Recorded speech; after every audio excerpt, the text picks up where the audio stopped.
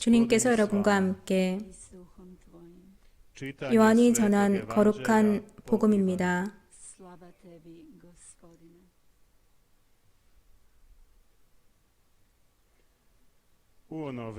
그때 예수님께서 큰 소리로 말씀하셨다. 나를 믿는 사람은 나를 믿는 것이 아니라 나를 보내신 분을 믿는 것이다. 그리고 나를 보는 사람은 나를 보내신 분을 보는 것이다. 나는 빛으로서 이 세상에 왔다. 나를 믿는 사람은 누구나 어둠 속에 머무르지 않게 하려는 것이다. 누가 내 말을 듣고 그것을 지키지 않는다 하여도 나는 그를 심판하지 않는다. 나는 세상을 심판하러 온 것이 아니라 세상을 구원하러 왔기 때문이다. 나를 물리치고 내 말을 받아들이지 않는 자를 심판하는 것이 따로 있다.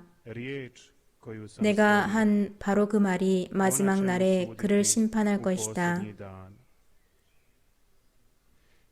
내가 스스로 말하지 않고 나를 보내신 아버지께서 무엇을 말하고 무엇을 이야기할 것인지 친히 나에게 명령하셨기 때문이다. 나는 그분의 명령이 영원한 생명임을 안다. 그래서 내가 하는 말은 아버지께서 나에게 말씀하신 그대로 하는 말이다. 주님의 말씀입니다. Slava tebi, Kriste.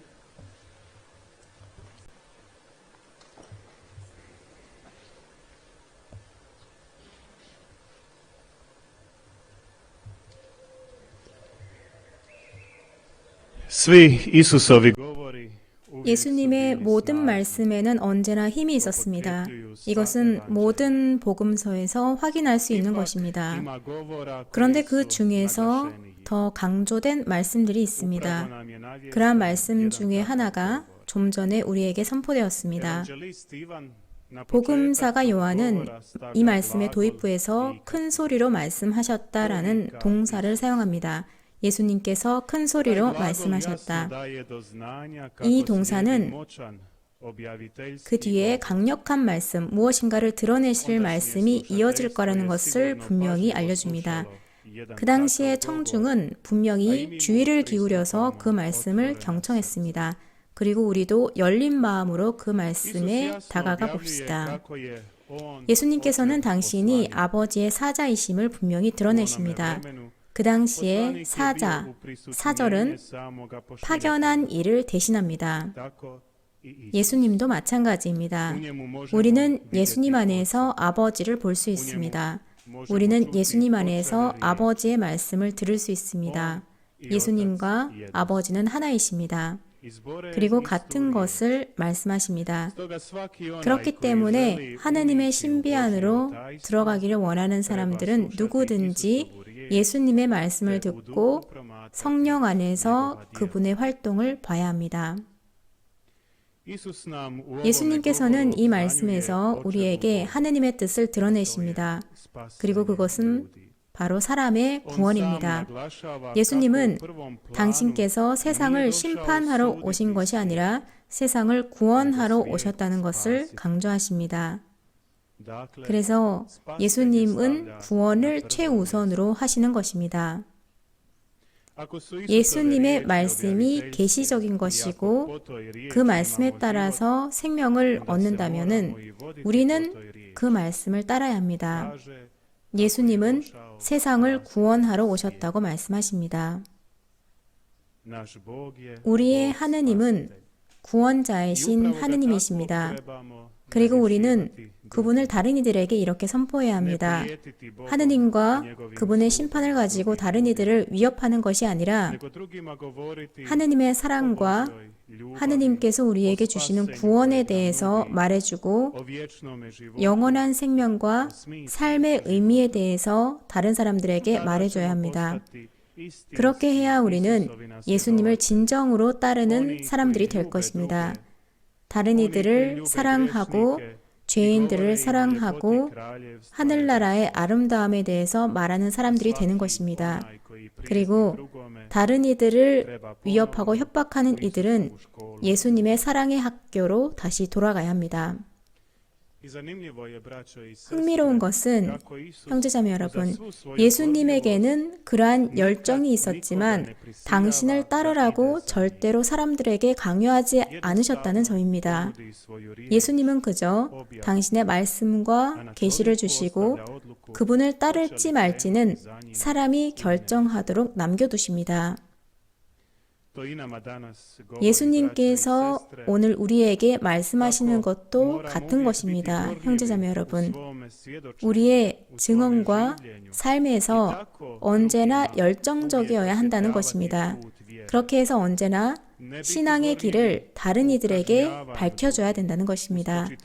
다른 사람들에게 벌을 주거나 그 사람들의 잘못된 행동이나 악습을 나무라는 데 열심한 것이 아니라 우리가 그리스도인으로서 사는 것에 열심이어야 한다는 말씀입니다. 판단하는 것은 말입니다. 예수님은 구원을 주시지 판단을 주시는 것이 아닙니다. 판단은 예수님의 말씀에 동의하지 않는 사람들의 선택입니다. 그래서 하느님의 말씀을 선포하는 것이 우리에게 중요한 것입니다. 우리 마음에 그 말씀이 뿌리 내리도록 하고 그 말씀에 따라서 행동하는 것입니다. 우리 삶의 모든 상황에서 그렇게 하는 것이죠. 예수님께서는 다른 곳에서 당신에 대해서 말씀하시면서 당신께서 빛이시라고 말씀하십니다. 이 빛의 모습은 예수님의 탄생 때도 있었던 것입니다.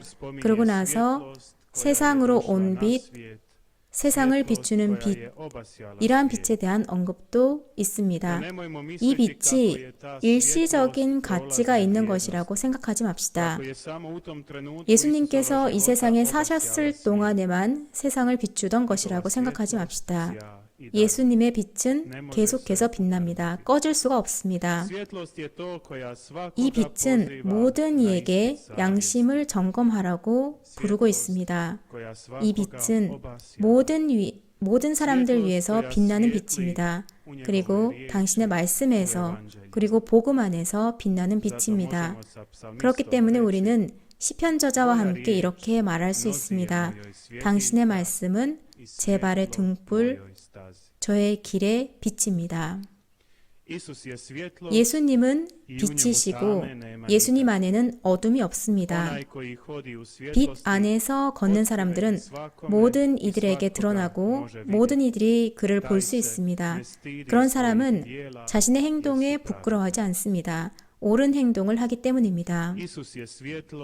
예수님은 빛이시고 예수님에게서 나오는 모든 것은 우리 길을 밝혀줍니다. 그래서 그분의 말씀도 빛나고 우리에게 옳은 길을 보여줍니다. 그분의 말씀이 우리 마음 안에서 빛나고 죄의 어둠을 흩어버립니다. 그렇기 때문에 우리는 그분 말씀에 매달려야 하는 것입니다. 때로는 그 말씀을 따르기가 어려울 때도 그 말씀에 매달려야 합니다. 우리는 언제나 노력해야 됩니다. 우리는 그분의 말씀에 따라서 우리의 삶을 맞춰야 합니다.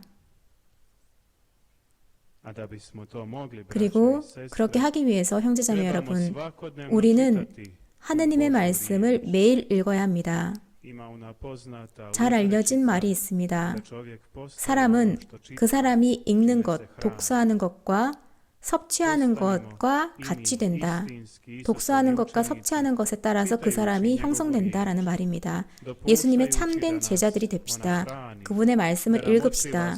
그리고 그 말씀이 우리를 키우고 삶의 의미를 보여주고 우리를 영원한 삶으로 이끌도록 허락합시다. 아멘.